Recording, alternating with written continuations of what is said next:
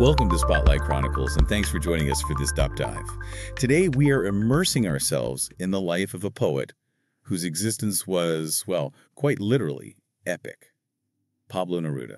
An incredible figure, truly monumental. Absolutely. And if you've ever felt, the sting of lost love or maybe the heat of political passion, you've probably encountered his verse somewhere along the line. Oh, for sure. His reach is enormous. Neruda's story, it's this dramatic fusion of world-changing poetry, fiery political commitment, and a personal life that was marked by some intense complexity and, controversy. It really was a life so colossal that, as you mentioned, sources show it took biographers like Mark Eisner something like 15 years of dedicated research just to try and capture it all. 15 years, wow. So we're digging into the core sources today to try and figure out how these three massive parts of his life, the poetry, the politics, the private dramas, how they all kind of crash together. Right. What makes this person tick? Exactly. Our mission here is to understand not just what he wrote, but, well, how his commitments ultimately might have led to this tragic, still unresolved end that's just shrouded in political suspicion. A mystery that lingers even now. But before we jump into the chronology of this monumental figure, I want to set the scene a bit. With the kind of language that made him a global phenomenon, especially in his youth, this specific excerpt, I think it really captures the essence of his early celebrated fame, that universal language of, well, erotic love and despair. Let me read a bit of it. I can write the saddest poem of all tonight. I loved her, and sometimes she loved me too. On nights like this, I held her in my arms. I kissed her so many times under the infinite sky. She loved me, sometimes I loved her. How could I not have loved her large, still eyes? I can write the saddest poem of all tonight, to think I don't have her, to feel that I've lost her, to hear the immense night more immense without her, and the poem falls to the soul as dew to grass.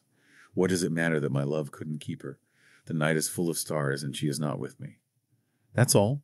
Far away someone sings. Far away. My soul is lost without her. Wow. Yeah, that verse. It's from 20 Love Poems and A Song of Despair, which was just hugely influential. It's just a masterclass in distilled longing, isn't it? It connects immediately. You don't need a PhD in literature to feel that specific ache. No, not at all. It's so direct. Exactly. That immediate visceral connection is why Neruda is, well, consistently confirmed as one of the greatest poets of the 20th century. In any language, really. And not just a literary star, but Chile's national writer. Oh, absolutely. He's deeply woven into the country's identity, its culture, its struggles.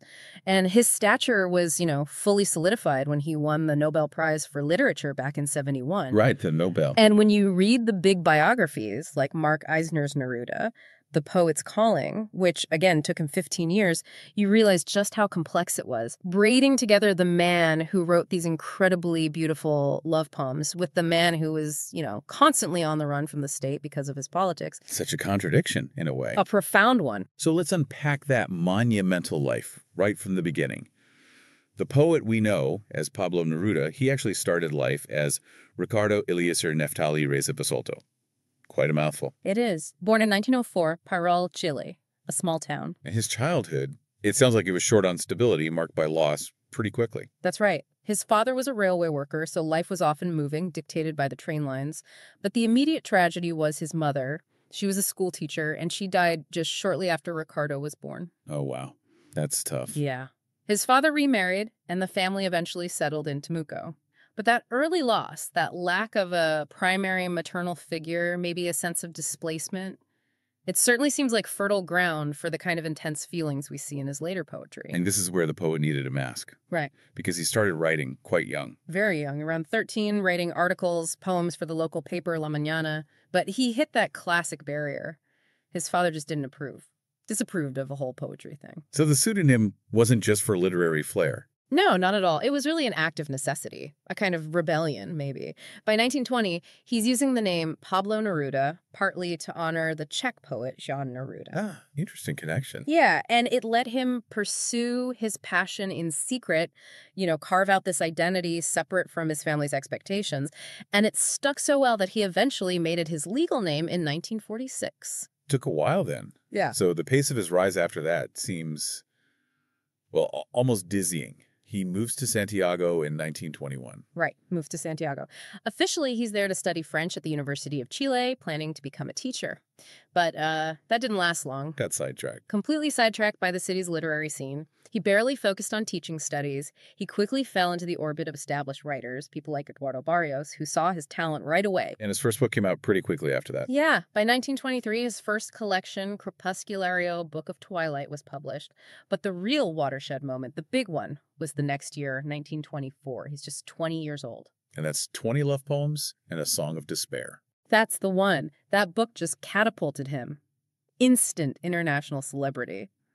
Which is pretty wild for a 20-year-old poet writing in Spanish at that time. What made it so revolutionary? Why did it hit so hard? Well, I think it was because it felt so raw and also deeply accessible. He combined these themes of nature, the sea, with this intense, unashamed eroticism, but also vulnerability. Not the typical formal poetry of the time. Not at all. Back then, a lot of poetry was very structured, formal. Neruda kind of threw off those constraints. He wrote about physical love, profound despair, with this emotional sincerity that just resonated with a huge global audience. But you mentioned accessibility. Oh, sure. And also controversy. Exactly. That accessibility combined with the very open eroticism. Well, the sources note it was heavily criticized, too, especially in a more socially conservative culture. For a writer who was only 20, it was seen as quite scandalous by some. So here he is, age 20, a global literary figure, translated everywhere. But there's this huge contradiction, isn't there? The one Eisner's biography points out.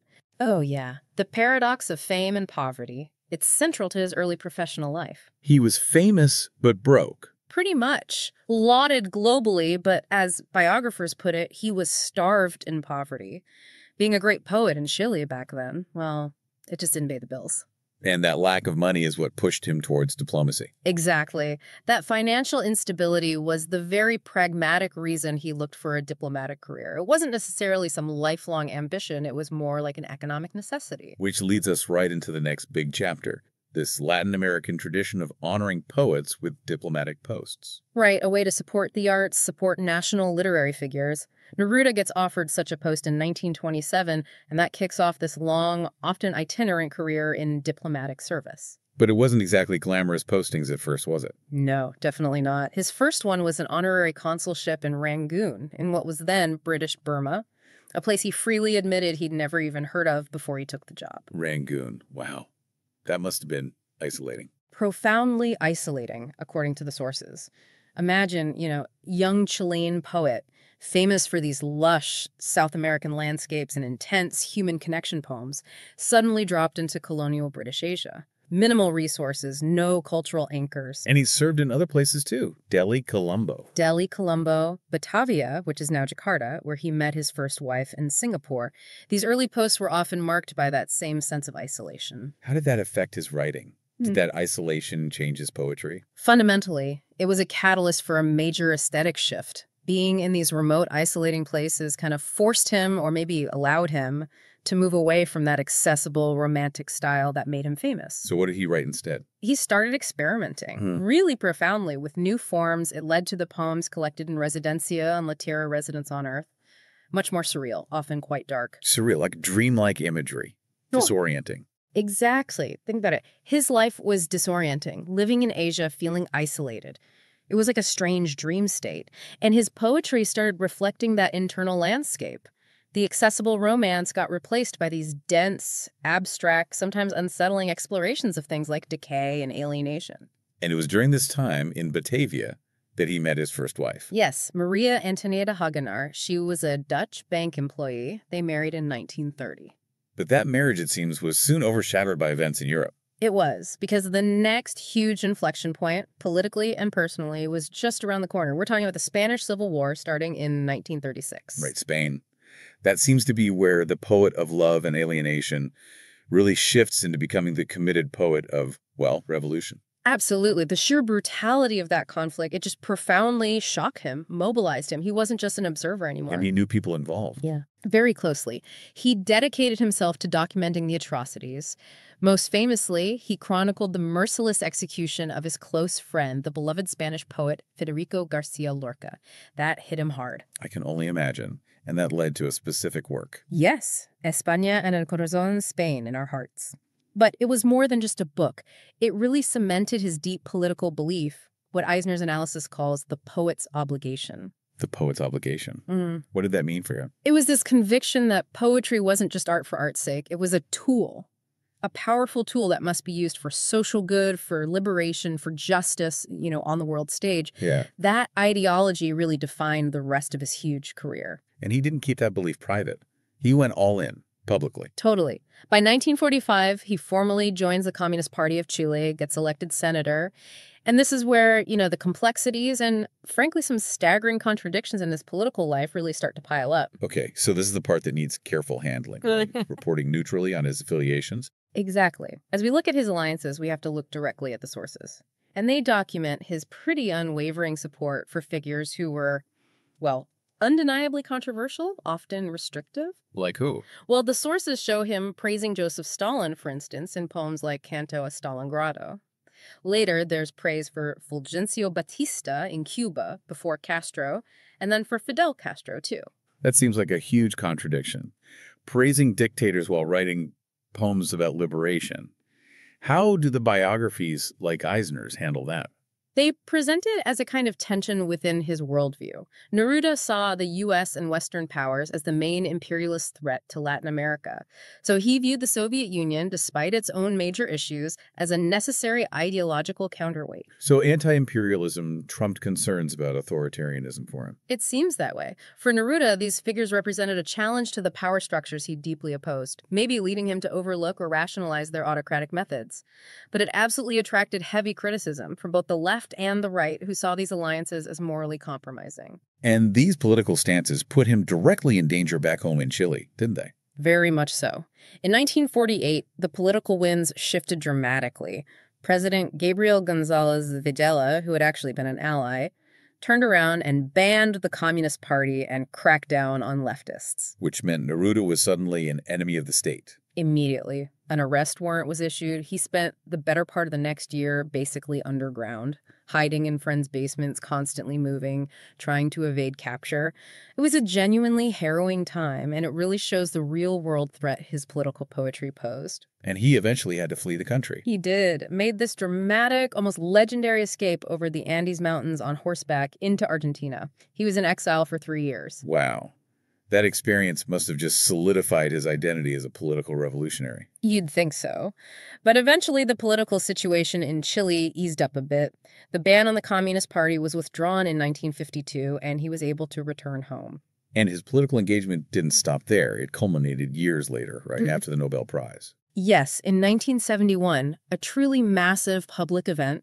He just won the Nobel, he returns to Chile, and his close ally, the socialist president Salvador Allende, invites him to recite his works. Where was this? At the Estadio Nacional, the National Stadium in Santiago, in front of an audience of 70,000 people. 70,000. That's incredible. It really was the pinnacle of public recognition for him, both as a poet and as a revolutionary figure. That event wasn't just a poetry reading, it was basically a political rally, cementing his status as intertwined with Allende's popular leftist government.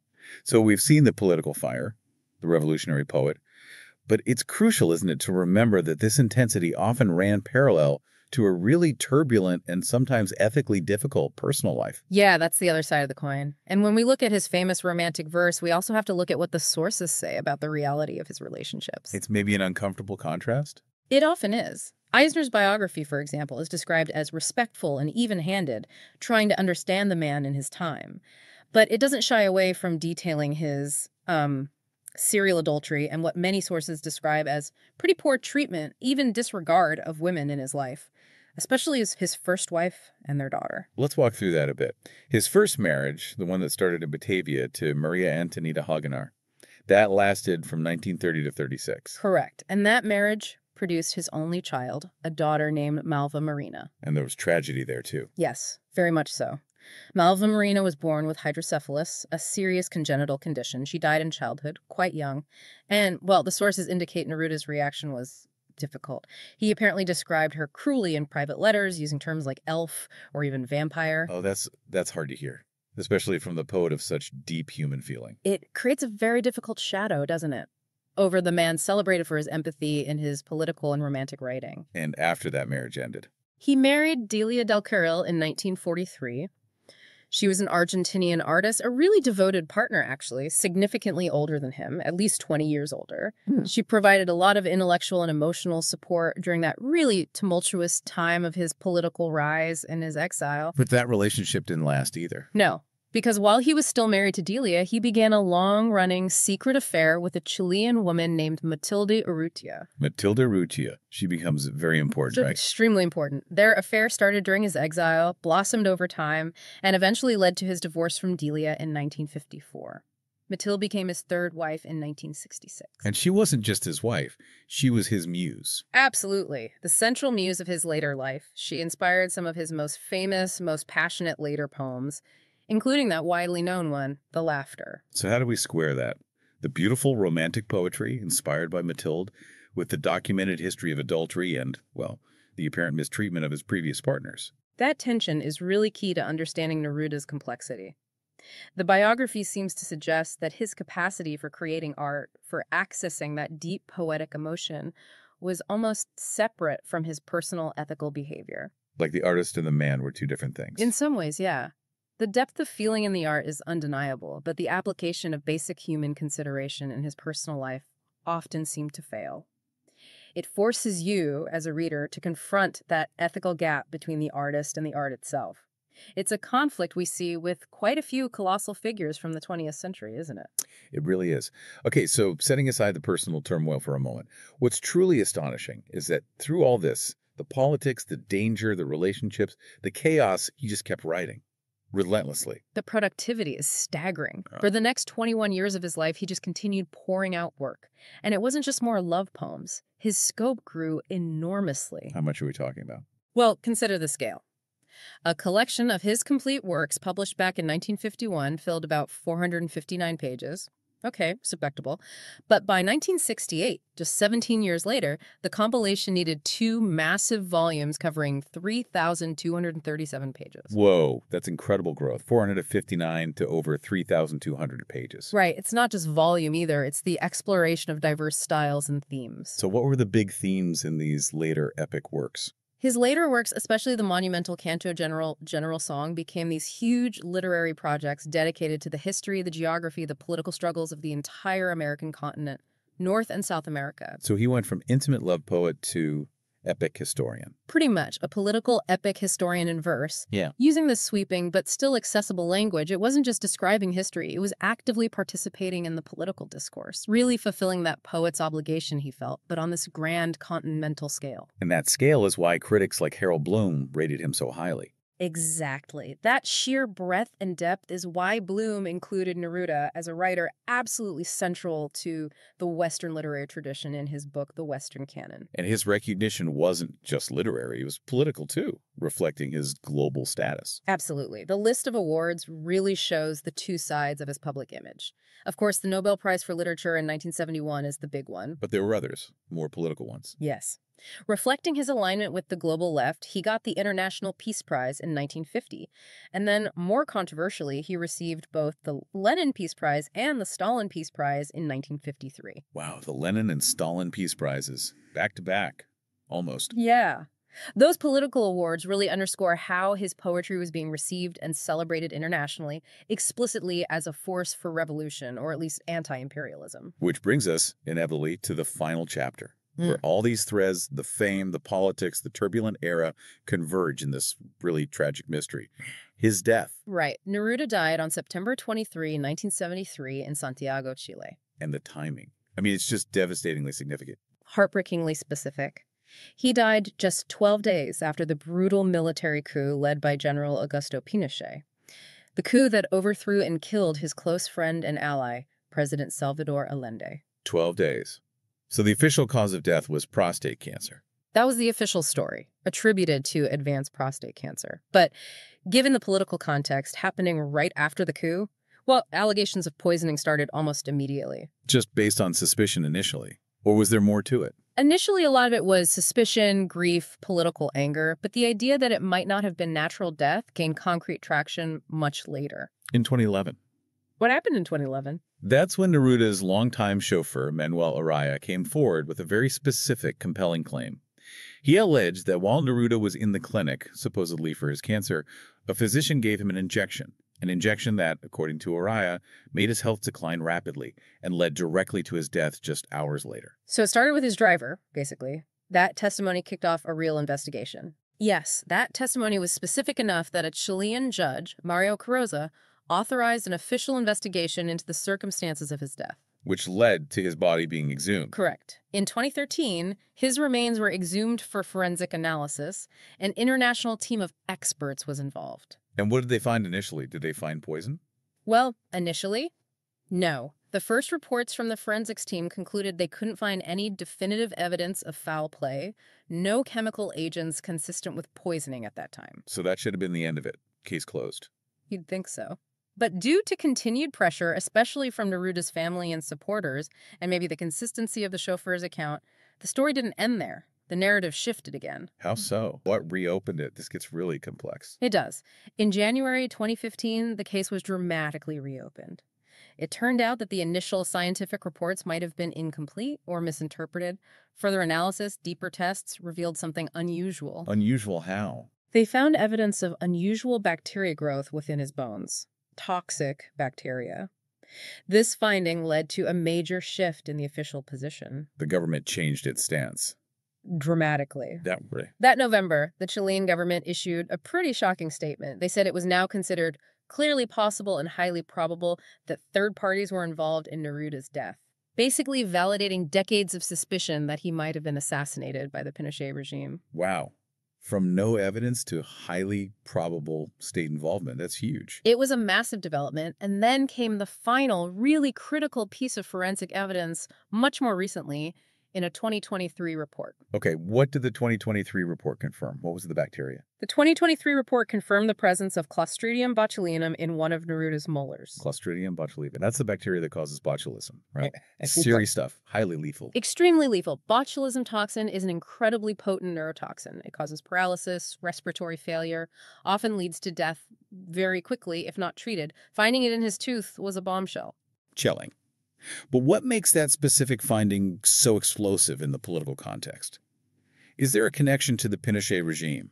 There's a direct and deeply chilling connection. Experts involved in the analysis noted that this exact bacteria strain, Clostridium botulinum, was documented as a substance used by agents of the Chilean state under Pinochet to poison political prisoners and dissidents back in 1981. The same bacteria, used by the regime as a weapon. Exactly. So finding that specific strain in Neruda's remains provides not just a potential murder weapon, but one with a known history of use by the state against its political enemies just a few years later. It looks very much like a smoking gun pointing towards assassination. So we have the poison linked to state assassinations found in his system decades later. Yeah. What's the final verdict? Is this cause of death officially poisoning now? And that is the enduring mystery. It's almost unbelievable.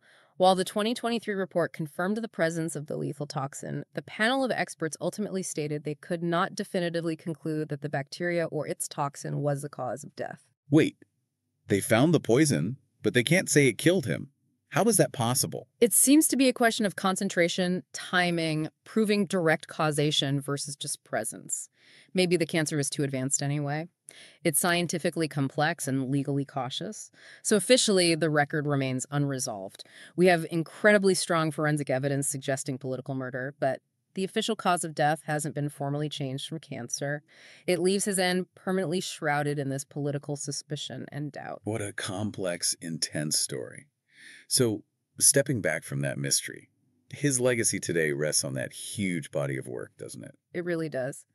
That vast range reflects his life from the passionate love poems we started with through the surreal experiments to those powerful political manifestos and historical epics. His name is still, globally synonymous with liberation movements, but also with the language of intense, intimate love, often both at the same time. And his life continues to fascinate. I know there was that acclaimed Chilean film, Neruda, back in 2016. That's right. It captured that specific period when he was hiding on the run from the government because of his communist views. It's a beautifully made film, really highlights the drama of his life as this poet hunted by the state. Shows his life was as compelling as his poems. Definitely. And maybe to leave you with a thought from the man himself, something that balances the political fire with maybe his personal spirit. Neruda once said, "Laughter is the language of the soul." That's a lovely quote. especially considering the darkness he navigated. Oh, But here's the provocative thought we kind of want to leave you, the listener, with today, something to mull over after this deep dive.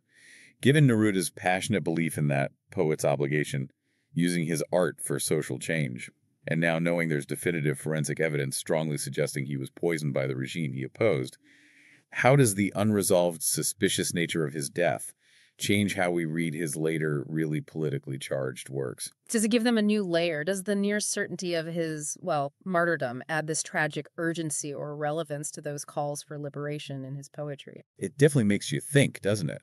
It forces us to ask if, in a way, he ultimately sacrificed his life for the very political poetry that defined him. A question without an easy answer. We hope this deep dive has given you plenty to consider about this towering, complex figure. Absolutely. Thank you so much for joining us for this essential look at Pablo Neruda. See you next time on Spotlight Chronicles.